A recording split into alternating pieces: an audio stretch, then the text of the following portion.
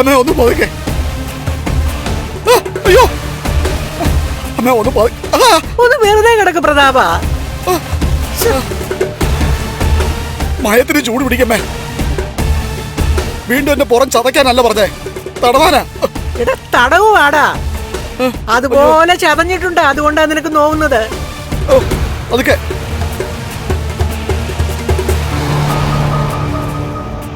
ആഹാ, ദേ മോള് വന്നല്ലോ. എന്നെ ഒന്ന് തിരിച്ചു നിർത്തിയേ.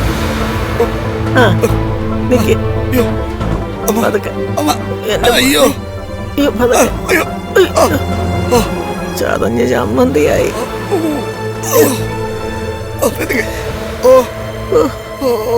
കുഴപ്പമില്ലല്ലോ.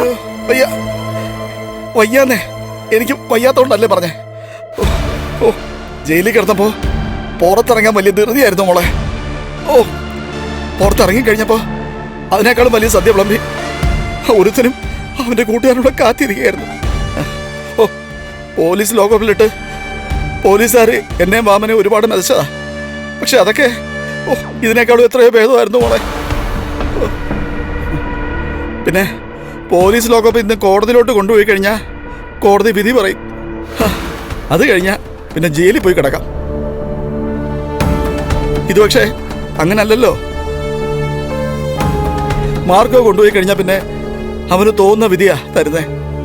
ഉണ്ണിയേട്ടനെ ജയിലിലോട്ട് പറഞ്ഞു വിടാതെ കാലിന്റെ സ്വാധീനമല്ലേ അവൻ ഇല്ലാതാക്കിയത്. ആ മേഘനാണെങ്കിൽ ഇപ്പോഴും എഴുന്നേറ്റ് നിൽക്കാൻ കഴിയുന്നുമില്ല. അതിന്റെ കൂടെയാ കമലേശ്വരത്തെ തമ്പുരാൻ എഴുന്നേറ്റ് നടക്കാൻ തുടങ്ങിയത്. മോളെ, കണ്ണന്റെയും ലക്ഷ്മിയുടെയും കയ്യും കാലും പിടിച്ചിട്ടാണെങ്കിലും ശരി, ഇവന്റെ കേസ് ഒന്ന് അവസാനിപ്പിച്ചു തരാൻ പറ മോളെ. ഇപ്പൊ കേസ് നടക്കണമെന്ന് ഏറ്റവും കൂടുതൽ ആഗ്രഹിക്കുന്നതേ അച്ഛന്റെ മരുമോനാ. കാലൊടിഞ്ഞു കിടക്കുന്ന ഈ അവസ്ഥയിൽ പോലും നഷ്ടപരിഹാരം വേണമെന്ന അയാള് പറയുന്നത്. അതിനും അവന്റെ കാലല്ല തല്ലി ഓടിക്കേണ്ടത്, നെഞ്ചടിച്ചു വാട്ടേണ്ടതാ. ഈ പറയുന്ന മുത്തശ്ശിയല്ലേ എന്നോട് പറഞ്ഞത് അയാൾക്കൊപ്പം പോയി ജീവിക്കാൻ. അത് പിന്നെ മോളെ, കേസ് പറഞ്ഞ് ഇവൻ കുത്തുപാള എടുക്കുവാണെങ്കിൽ നിനക്കും നിന്റെ കുഞ്ഞിനും ജീവിക്കണ്ടേ? എനിക്കും എന്റെ കുഞ്ഞിനും ജീവിക്കാൻ ഈ വീട് മാത്രമല്ലല്ലോ, മുത്തശ്ശിയുടെ വീടില്ലേ.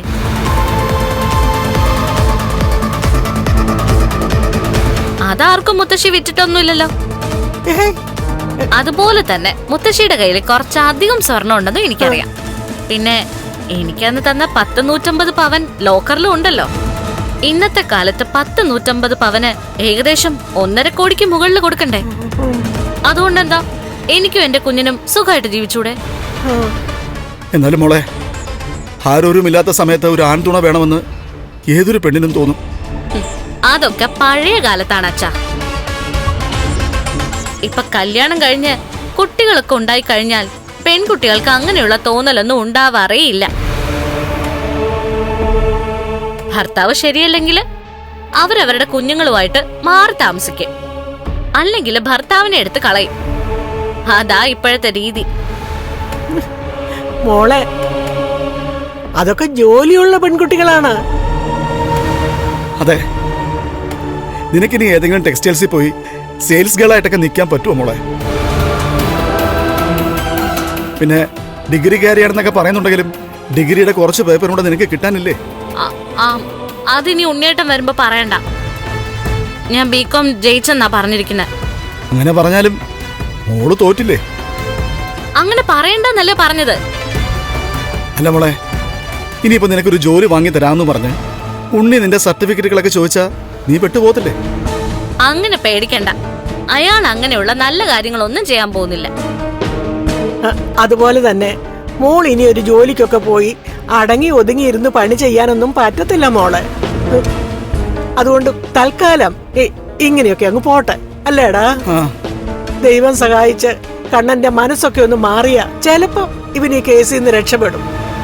അങ്ങനെയാണെങ്കിൽ ഇനി വേണ്ടാത്ത ചിന്തകളൊക്കെ കളഞ്ഞിട്ട് നമുക്കും അടങ്ങി ഒതുങ്ങി ജീവിക്കാം. ലക്ഷ്മിയുടെ അടിമയായിട്ട് അല്ലേ? അത് ഞാൻ വെറുതെ പറഞ്ഞതാ. അവിടെ ഒരു തീ ഒളിഞ്ഞു നിന്ന് കേൾക്കുന്നുണ്ടായിരിക്കും, അതുകൊണ്ട് പറഞ്ഞതല്ലേ. സാഹചര്യം ഒന്ന് തണുപ്പിക്കാൻ നോക്കുമോളെ. അതുകൊണ്ട് ലക്ഷ്മിയുടെയും കണ്ണന്റെയും മാത്രമല്ല, ഇവിടെ ഒരുത്തിയുണ്ടല്ലോ മോളുടെ അമ്മ, അവളുടെ കാല് പിടിക്കാൻ പോലും ഞങ്ങൾ തയ്യാറാ.